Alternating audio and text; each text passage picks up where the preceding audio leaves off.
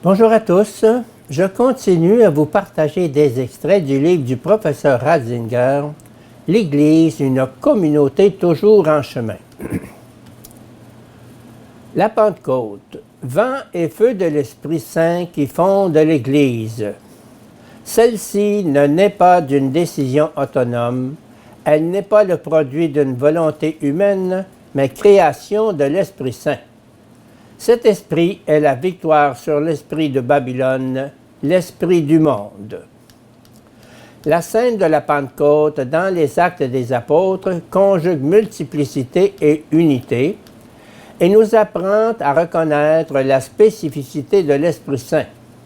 L'esprit du monde signifie assujettissement, l'Esprit Saint, ouverture.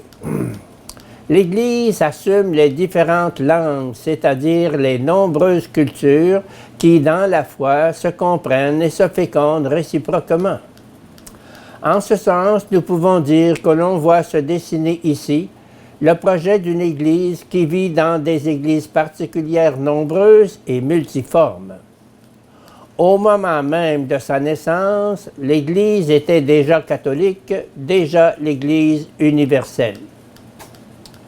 On a vu tout d'abord naître l'Église unique qui parle toutes les langues, l'Ecclesia Universalis, laquelle à son tour donne naissance à des églises dans les endroits les plus divers, qui sont toutes et toujours réalisation de la seule et unique Église.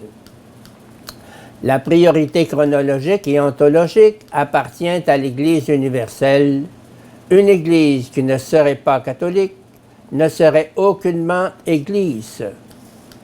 Luc, pour manifester la catholicité de l'Église née de l'Esprit Saint, s'est servi d'un vieux schéma, probablement hellénistique, des 12 peuples proches de la liste des États qui ont succédé à l'Empire d'Alexandre, en ajoutant un troisième peuple, les Romains.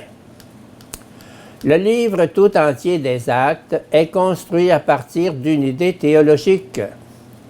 Il représente la marche de l'Évangile des Juifs vers les païens et par conséquent l'accomplissement de la tâche que Jésus a confiée à ses disciples en prenant congé d'eux, être ses témoins jusqu'aux extrémités de la terre. Acte 1:8, de Jérusalem à Rome.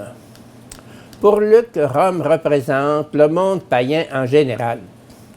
Avec l'arrivée à Rome, le chemin commencé à Jérusalem a atteint son objectif. L'Église universelle s'est réalisée, l'Église catholique, qui est le prolongement du peuple de l'élection et qui fait sienne l'histoire et la mission de ce peuple.